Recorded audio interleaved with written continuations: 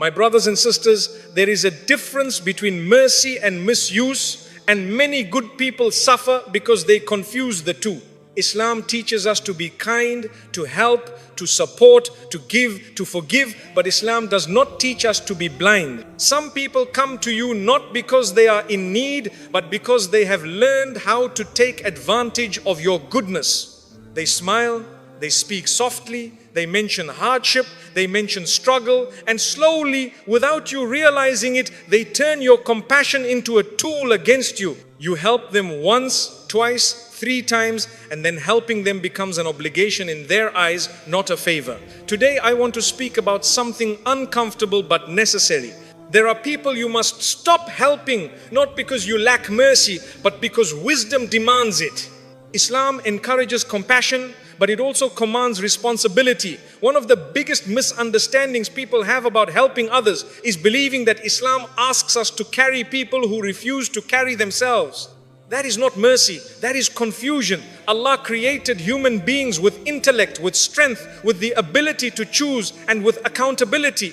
Every single person is responsible for their own effort before they are entitled to assistance from others. When someone refuses to take responsibility for their own life, their own decisions, and their own behavior, your help does not elevate them, it traps them. There is a difference between someone who is unable and someone who is unwilling. Islam is deeply merciful toward those who are genuinely unable, the poor, the sick, the oppressed, the overwhelmed, the broken. These people deserve support, patience, and generosity. But when a person is capable, mentally sound, physically able, and still refuses to act, refuses to change, refuses to try, then what you are seeing is not hardship, it is avoidance. And enabling avoidance is not kindness. When you help someone who refuses to help themselves, you remove the very pressure that Allah placed in their life to push them toward growth. Difficulty is often a teacher. Struggle forces reflection. Discomfort forces change. When you keep stepping in too early, too often you silence that lesson. You soften consequences that were meant to wake them up. Over time, they do not become grateful. They become dependent. Look carefully at patterns. A person who refuses to help themselves will always have an excuse. If it is not this problem, it will be the next one. If you fix one issue, another immediately appears. Advice is ignored. Guidance is dismissed. Warnings are laughed at. But when the consequences arrive, they rush back asking for help again. This cycle repeats not because they cannot change, but because they do not want to. Your help becomes the safety net that allows them to fall again and again without learning how to stand. Islam does not teach us to remove accountability. Even Allah, in His mercy, pairs forgiveness with repentance, relief with effort, and assistance with sincerity. The Prophet taught people to work, to strive, to take responsibility, even when times were hard. He did not encourage laziness disguised as reliance on others. True reliance on Allah includes action, not excuses. When you continuously rescue someone from the results of their own choices, you are not saving them. You are delaying their maturity. You are teaching them that someone else will always fix what they refuse to face. Slowly, their motivation dies, their discipline weakens, their sense of responsibility disappears.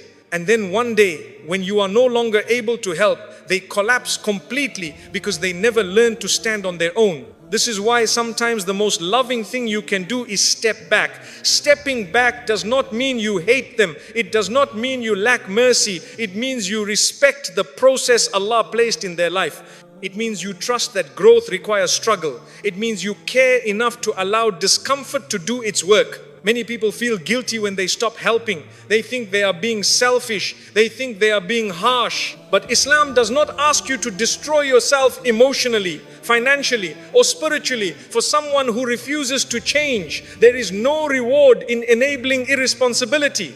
There is no virtue in exhausting yourself for someone who ignores every opportunity to improve. Ask yourself honestly, is this person trying, or are they repeating the same mistakes while expecting different results? Do they listen to advice, or do they only want relief? Do they show effort or only entitlement?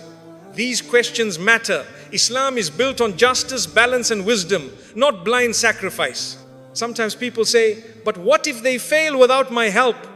That fear comes from forgetting who truly provides. You are not the sustainer, Allah is. You are not the savior, Allah is. When you step aside for the right reasons, you are not abandoning someone. You are returning them to Allah's care, where real transformation happens. True help empowers, it does not replace effort. True care strengthens independence, it does not create reliance. And true sadaqah lifts people closer to Allah, not deeper into avoidance. So, remember this clearly. You are not required to carry someone who refuses to walk. You are not obligated to keep rescuing someone who willingly returns to the same fire. Sometimes the most merciful help is allowing a person to face the consequences that finally force them to change. My brothers and sisters, not every cry is a call for help, and not every sad story is told with sincerity. Islam teaches us to be compassionate, but it also teaches us to be intelligent. One of the most dangerous traps good people fall into is allowing emotion to override wisdom. Some people do not seek help because they are broken. They seek help because they have learned how to control others through guilt. There are individuals who speak the language of pain fluently. They know exactly when to sound helpless, when to appear overwhelmed, and when to remind you of their struggles. Every conversation with them feels heavy. Every interaction leaves you emotionally drained. They make you feel responsible for their happiness, their stability, and their survival. Slowly, without realizing it, you stop helping out of kindness and start helping out of fear. Fear of being seen as heartless, fear of being judged, fear of saying no. Islam does not command you to live under emotional pressure. Mercy in Islam is paired with truth, not manipulation. When someone uses tears, guilt, or constant crisis to control your decisions, this is not vulnerability, this is emotional exploitation. And if you keep responding without boundaries, you train them to continue. Notice the pattern carefully. A manipulative person often does not want solutions. They want attention. They do not want advice. They want reassurance without responsibility. When you suggest change, they become defensive. When you offer guidance, they dismiss it. When you ask them to take a step forward, they suddenly become overwhelmed again. The problem is never resolved because resolution would remove their leverage. Helping such a person repeatedly does not bring relief. It deepens dependency. They begin to rely on your emotional energy the way others rely on money. They offload their stress onto you and walk away lighter while you carry the weight they refuse to process themselves. Over time, this damages your peace, your focus, and even your worship. Islam teaches emotional strength, not emotional slavery. The Prophet showed compassion, but he also taught people dignity. He did not encourage people to live in permanent emotional collapse. He guided them toward resilience, patience, and responsibility. Emotional pain is real, but it is not meant to be weaponized. Some people confuse being soft-hearted with being weak. They think that saying no makes them cruel. This is false. Islam does not require you to be endlessly available to someone who refuses to regulate their emotions or seek healthy solutions. If someone becomes angry when you set boundaries, that is not because your boundary is wrong. It is because they benefited from your lack of one. Ask yourself this honestly. Does this person come to you only when they are in distress, but disappear when they are stable? Do they ever ask how you are, or is the conversation always about them? Do they respect your time, your energy, and your limits, or do they demand access whenever they feel overwhelmed? These questions reveal intention. Helping someone emotionally should lead to growth, not repetition. It should move them towards self-awareness, not entitlement. If months or years pass and nothing changes except your exhaustion, then something is wrong. Islam does not glorify burnout. It values balance. Sometimes the hardest lesson is understanding that saying no can be an act of mercy.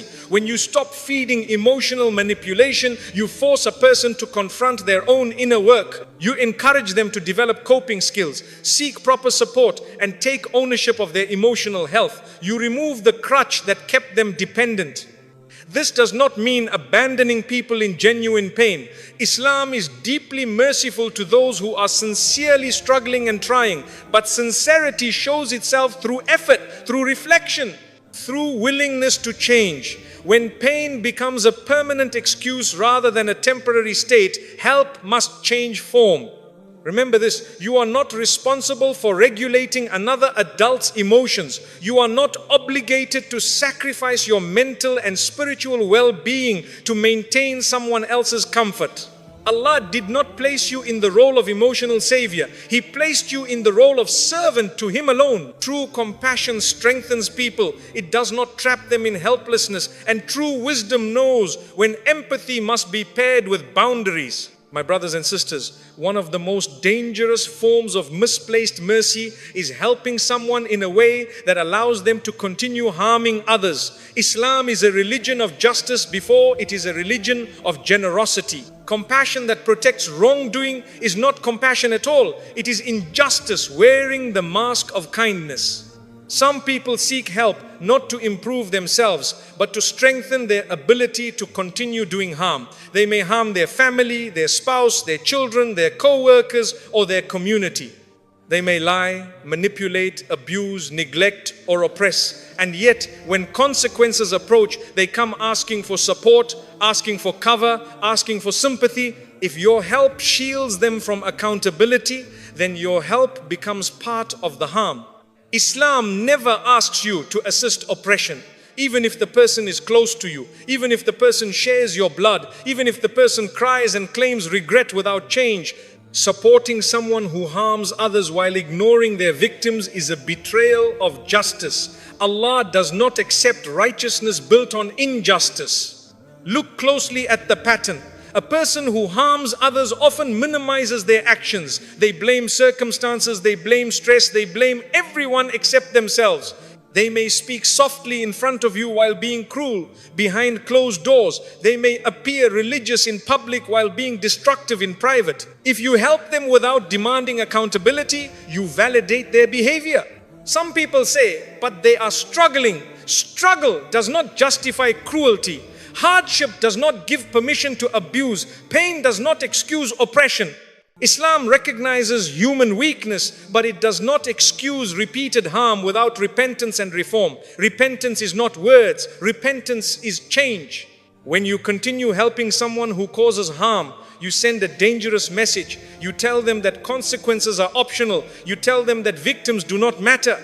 You tell them that as long as they have supporters, they can continue unchecked. Over time, this emboldens them. Harm grows louder when it is protected. Islam teaches us to stand firmly for justice, even if it is uncomfortable, even if it disrupts relationships, even if it exposes unpleasant truths. Silence in the face of harm is not neutrality.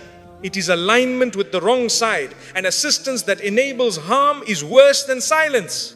Sometimes people justify their support by saying they want to keep peace, but peace built on injustice is false peace. It is temporary and fragile. It protects the oppressor and abandons the oppressed. Islam does not value harmony that requires someone else to suffer quietly. There is a difference between helping someone reform and helping someone escape accountability. True help confronts wrongdoing. It demands responsibility. It supports correction, not continuation. If a person refuses to acknowledge the harm they cause, refuses to seek forgiveness from those they hurt, and refuses to change their behavior, then continuing to help them is not mercy, it is complicity. This is especially important when harm occurs within families. Many people enable abusive behavior because they fear shame, conflict, or community judgment. They protect the wrongdoer and silence the victim. This is not Islamic character. This is moral failure. Allah sees what people hide. Justice delayed by fear is still injustice. Stepping back from helping someone who harms others is not cruelty. It is clarity. It is drawing a line that says harm will not be supported, justified, or hidden. Sometimes the withdrawal of support is the only thing that forces a person to confront the seriousness of their actions. Remember this clearly. You will not be asked on the day of judgment how well you protected someone's reputation. You will be asked whether you stood for truth. You will be